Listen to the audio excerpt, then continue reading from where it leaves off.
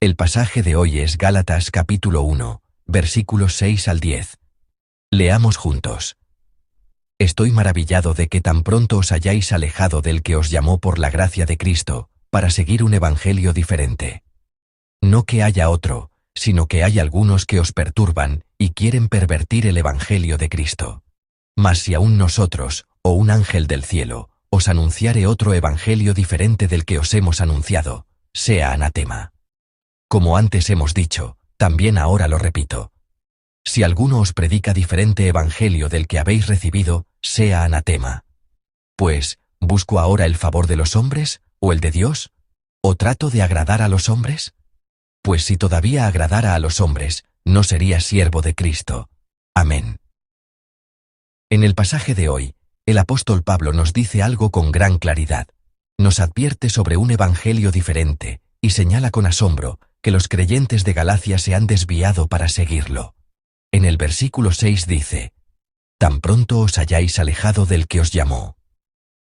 Aquí, la expresión «tan pronto» no solo significa que se apartaron rápidamente en el tiempo, sino que también se apartaron con demasiada facilidad del llamado con que el Señor los había convocado. Así que, aunque Pablo parece preguntar, ¿tan rápido? ¿Ya se han desviado, cuando no ha pasado mucho tiempo desde que les prediqué? En realidad los está reprendiendo, asombrado de cómo, siendo el evangelio tan poderoso, pudieron caer tan fácilmente en un evangelio diferente, es decir, en algo que no es el evangelio. Como bien sabemos, la epístola a los Gálatas aborda una grave dificultad en la Iglesia, lo cual se evidencia en que Pablo entra directamente en el tema principal, sin los saludos habituales. El hecho de que se muestre asombrado es algo que él enfatiza.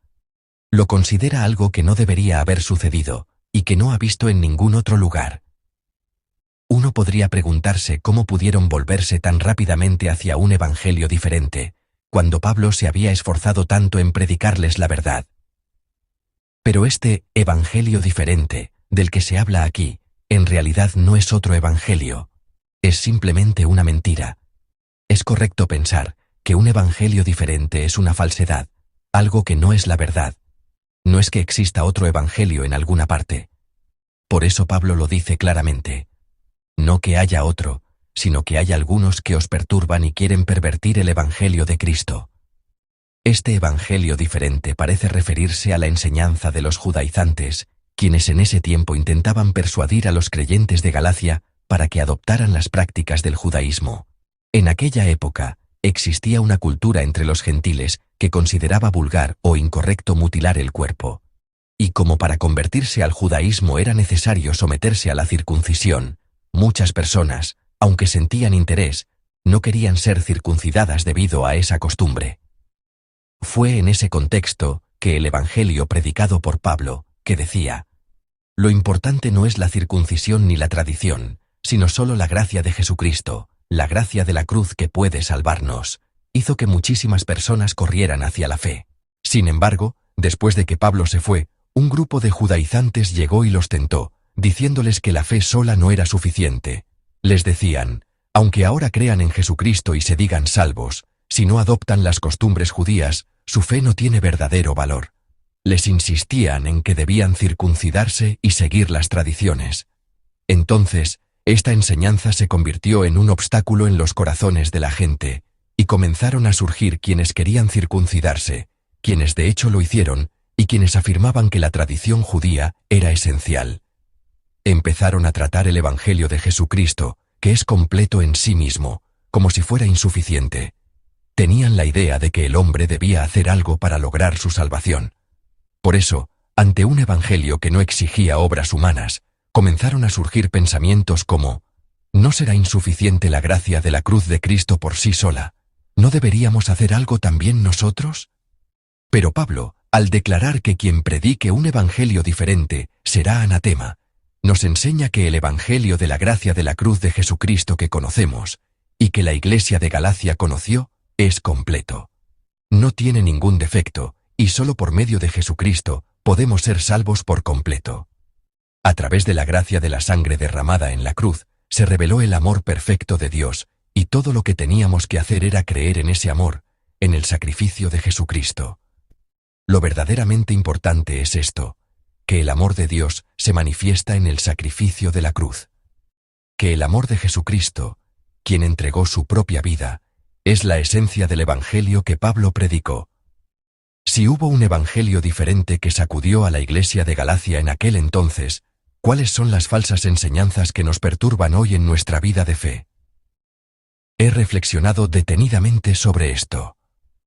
A lo largo de la historia, ha habido varias herejías y sectas, especialmente grupos como Shincheonji o la Iglesia de Dios, que intentan infiltrarse en la iglesia para perturbarla.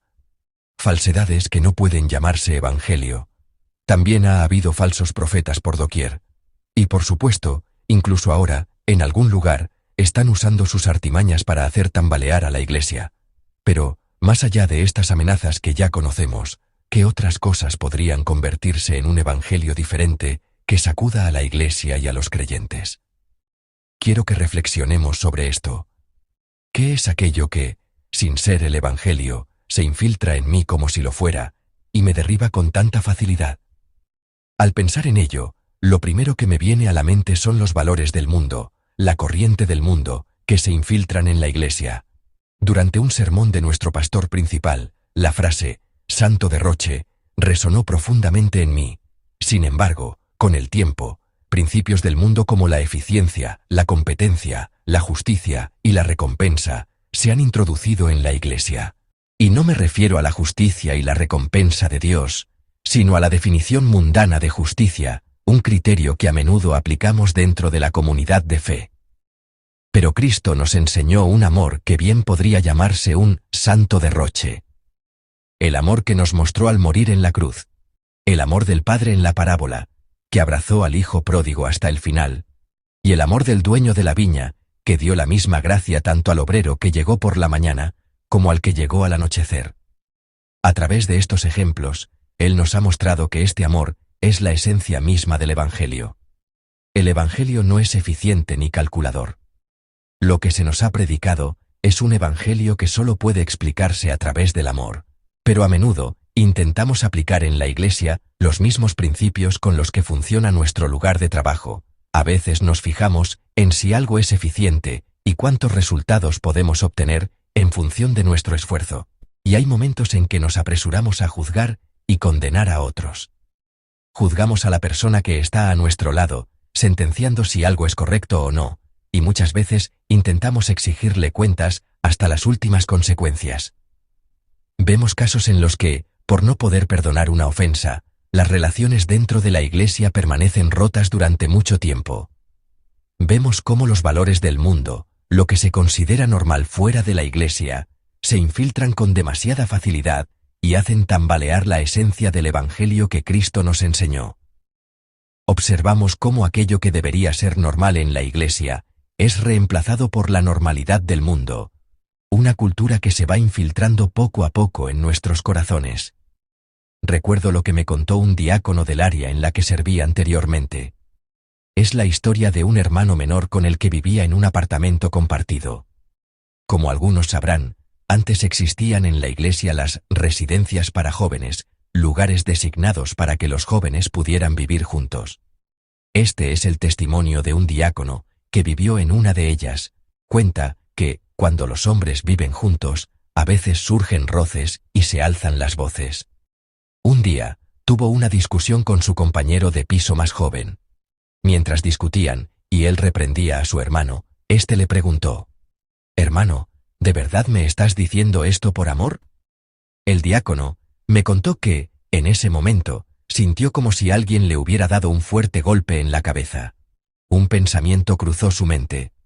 ¿Estoy realmente reprendiendo a este hermano con un corazón de amor? ¿Estoy señalando su actitud con amor?